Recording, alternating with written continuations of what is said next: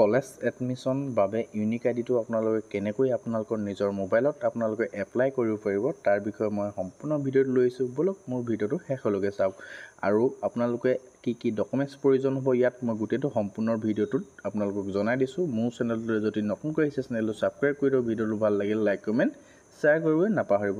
আপোনালোকৰ সুবিধাৰ বাবে মই ডেছক্ৰিপশ্যনৰ লিংকটো দি ৰাখিছোঁ, তাত গৈ ক্লিক কৰি দিয়াৰ লগে লগে আপোনালোকে এইটো পেজলৈ আহি পৰিব। নহতো আপোনালোকে যিকোনো ব্ৰাউজাৰত গৈ পিনি DAC ইউনিক আইডি এইটো চাৰ্চ কৰি দিয়াৰ লগে লগে আপোনালোকৰ প্ৰথম যিটো DAC online registration from unique ID generation বুলি যিটো আহিব তাত আপোনালোকে ক্লিক কৰিব। ক্লিক কৰি দিয়াৰ লগে লগে আপোনালোকৰ পেজটো এটা নতুন পেজলৈ আহি যাব। এই নতুন পেজটোত আপোনালোকে দেখিব যে ইয়াত ৰেজিষ্ট্ৰেশ্যন ইউনিক আইডি বুলি যিটো প্ৰথম আপোনালোকে পাব, সেই প্ৰথম যিটো লিংক আছে সেইটোত আপোনালোকে ক্লিক কৰিব। ক্লিক কৰি দিয়াৰ লগে লগে আপোনালোকৰ ৰেজিষ্ট্ৰেশ্যন ফৰ্ম যিখন আহিব ইয়াত লিখা আছে যিটো আপোনালোকে ষ্টাৰ মাৰ্ক দিয়া থাকিব, সেই ষ্টাৰ মাৰ্ক দিয়াখিনি আপোনালোকে সম্পূৰ্ণকৈ ফিল আপ কৰিব লাগিব। তো বলক কেনেকৈ কি ফিল আপ কৰিব মই দেখাই দিম আপোনালোকৰ ভিডিঅ'ত। প্ৰথম আপোনালোকৰ যিটো আপোনালোকৰ ফুল নাম আহিব, যিটো আপোনালোকৰ ফাৰ্ষ্ট নাম আহিব। প্ৰথম আপোনাৰ যিটো এডমিটত যেনেকৈ নাম আছে ফাৰ্ষ্ট নামটো দিব, যদি আপোনালোকৰ মিডল নাম আছে মিডল নাম দিব, যদি লাষ্ট নাম আছে লাষ্ট নাম দিব।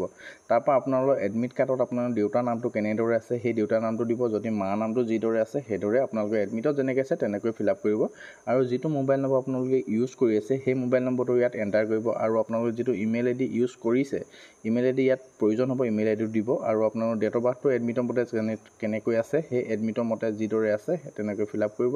আৰু আপোনালোকৰ জেণ্ডাৰটো মেল ফিমেল যি হয় এইটো চিলেক্ট কৰি ল'ব। ৰেজিষ্ট্ৰেশ্যন যি হয় হিন্দু ইছলাম যি হয় আপোনালোকে এইটো চিলেক্ট কৰি ল'ব। আৰু আপোনালোকৰ কাষ্টটো যি হয় কাষ্টটো general OBC SC ST P STH আপোনালোকে যি হয় সেইটো আপোনালোকে চিলেক্ট কৰি ল'ব।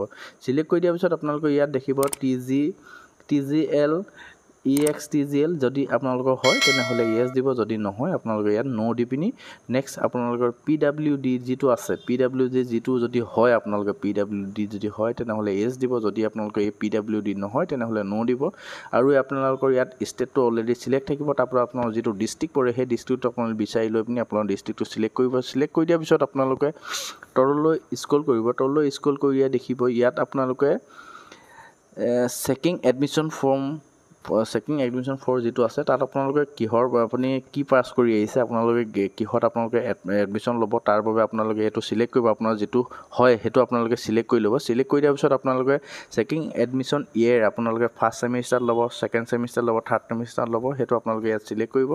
তাৰপিছত লাষ্ট এক্সামিনেশ্যন পাছ ডেট আপোনালোকে লাষ্ট এক্সামিনেশ্যন কি লাষ্ট এক্সাম কৰিছিলে সেইটো আপোনালোকে চিলেক্ট কৰি ল'ব। আৰু ৰেজিষ্ট্ৰেশ্যন নম্বৰ লাষ্ট এক্সামৰ যিটো ৰেজিষ্ট্ৰেশ্যন নম্বৰ আছিলে সেই নম্বৰটো আপোনালোকে ইয়াত শুধৰণিকৈ ফিল আপ কৰি ল'ব। তাৰপিছত আপোনালোকে তললৈ স্ক্ৰল কৰি অহাৰ পিছত দেখিব বেংক একাউণ্ট হোল্ডাৰ নেম, যিটো আপোনাৰ বেংকৰ নাম আছে সেইটো দিব, আৰু বেংক নামটো দিব, আৰু বেংক একাউণ্ট নম্বৰ যিটো আপোনালোকৰ একাউণ্ট নম্বৰটো থাকে সেইটো দিব, আৰু যিটো বেংক IFSC কোড আছে সেই IFSC কোডটো ইয়াত এণ্টাৰ কৰিব। তাৰপিছত আকৌ এবাৰ আপোনালোকে শুধৰণিকৈ বেংক একাউণ্ট নম্বৰটো আৰু IFSC কোডটো যিদৰে শুধৰণিকৈ আপোনালোকে ইয়াত এণ্টাৰ কৰি পিনি ইয়াত ক্লিক কৰিব। ক্লিক কৰি ছাবমিট অপশ্যনটোত ক্লিক কৰি দিব। ছাবমিট অপশ্যনটোত ক্লিক কৰি দিয়াৰ পিছত আপোনালোকৰ মই দেখাইছোঁ গোটেইখিনি সম্পূৰ্ণকৈ ফিল আপ কৰি লৈছোঁ। ফিল আপ কৰি লোৱাৰ পিছত আপুনি ছাবমিট অপশ্যনত ক্লিক কৰি দিয়াৰ পিছত ইয়াত ইয়েছ কৰিবলৈ আহিব।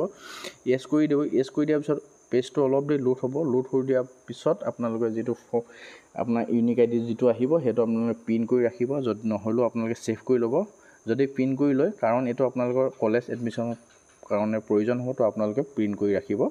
আৰু যদি আপোনালোকে ইয়াত একবাৰ ৰেজিষ্ট্ৰেশ্যন হৈ যায় তেনেহ'লে নেক্সটবাৰ কৰিব নোৱাৰিব, তো আপোনালোকে ভালদৰে কৰিব। আৰু মোৰ চেনেলটো যদি নকৰি আছে চেনেলটো ছাবস্ক্ৰাইব কৰি দিয়ক। ভিডিঅ' ভাল লাগিলে লাইক কমেণ্ট শ্বেয়াৰ কৰিব। যদি কিবা আপোনাৰ বুজাত অসুবিধা হয় তেনেহ'লে মোক কমেণ্ট কৰি জনাব, কাৰণ মই কিবা ভুল হয় তেতিয়া আপোনাৰ নেক্সট ভিডিঅ'ত আপোনালোকক শুধৰণি কৰি ল'ব পাৰিম। তো আপোনালোকৰ ইউনিক আইডিটো এনেকৈ আহিব। আপোনালোকে এই ইউনিক আইডিটো আপোনালোকে প্ৰিণ্ট কৰি ৰাখিব।